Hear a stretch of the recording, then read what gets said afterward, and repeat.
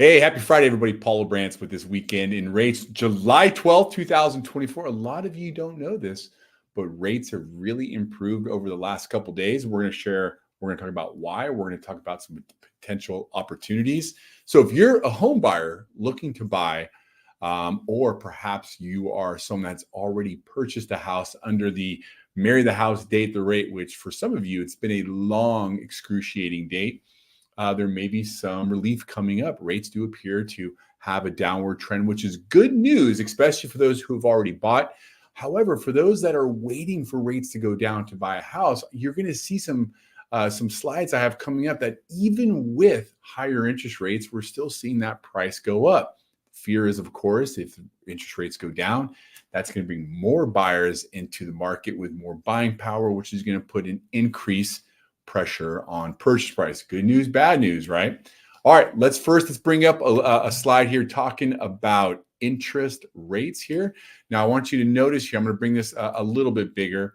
Now, going from top to bottom, the top is a jumbo loan, then it goes conforming, then it goes FHA and VA. I want you to notice on the right of the slide, right near that QR code, that is July 10th. Now, July 10th, all loans except for jumbo have took a downward trend into better interest rates. So it's been a really favorable market. And those that have gotten a contract the last couple of days were pleasantly surprised on where the interest rates have been. And by the way, if you own a house and you're waiting to refinance, you never know. Now may be a time to click that QR code up there, reach out to your good old friend Paul and see how much money we can potentially save you in the form of an interest rate and a refinance.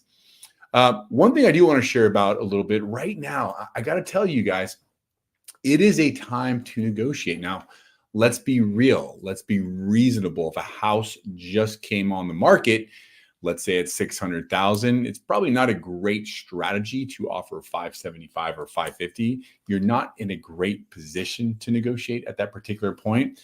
But some of these houses that have been sitting 1 month or even 2 months at this point, it's weird. It's like once a house is been on the market for longer than 30 days, people just assume there's something wrong with the house and then they just stop showing interest in it. But perhaps there's nothing wrong in the house. Maybe it's just overpriced and they're just waiting for an offer. Hey, make an offer on your best on what you can do or what you feel the house is worth. If it's been sitting long enough, you never know. You may get your offer accepted. So don't just assume they won't take it. Talk to your real estate agent. Talk to me. Let's strategize and let's get you, hopefully get you a house, get your closing costs paid for, maybe a 3-2-1 buy down. Heck, man, this is a great time to buy a home, I tell you. All right, let's go ahead and talk about why interest rates have suddenly turned over the last couple of days. Well, I'm going to blow this up here. Consumer Price Index, which is a measurement of inflation. It's not the Fed's favorite measurement, but it is a measurement of inflation. And as you know, inflation is a kryptonite to 30-year fixed rate. The goal is for core inflation to be at 2%. That's what the Fed is eyeing. But right now, the June CPI finally showed a large moderation in the shelter component, right? So remember, inflation is built up of many different things. Part of it is being the cost of shelter. There's a long lag, which reflects a real world market condition. We expect this trend to continue, which means to lighten up, which should give us even more positive inflation numbers as we progress here through the end of the year, which could really, really help interest rates. Now, on top of that, we have the jobs report. Remember, we've talked about the jobs in the sense where the feds are focused on this. The stronger the job market, the higher the inflation. I mean, it really makes sense. If it's a strong market, employers have to pay employees more money to keep them, and that cost of that employee is going to be passed on to you through the goods or services. So the weaker the unemployment is going to be the less the inflation, the weaker the inflation. And so what we're seeing here, let me bring this up, is that we are actually seeing unemployment rise again. And also, while job gains from previous months were revised significantly lower. So we're seeing not only jobs, unemployment go up, but we're also seeing through the numbers inflation coming down, which is all bond news friendly, which is going to help interest rates even get lower.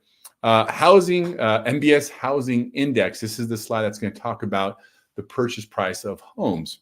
Now, how this index is made, it's a survey throughout all the 48 United States, I think even Hawaii. So let's just say 50 realtors, lenders, people, consumers, and it shows the activity in each given area. So let me blow this up here. Let me explain what the numbers mean. So let's focus on the blue, the national buyer activity. So in July 2024, the number was at 37. Now, anything above 50 means expansion.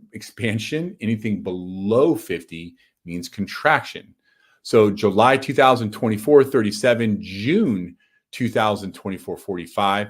And then a year ago, July 2023 is 45. So what that tells us from July 2023 to July 2024, there's less buyers out there. It's probably because the rates creeped up the last couple months, but check out the right. Check out the right side.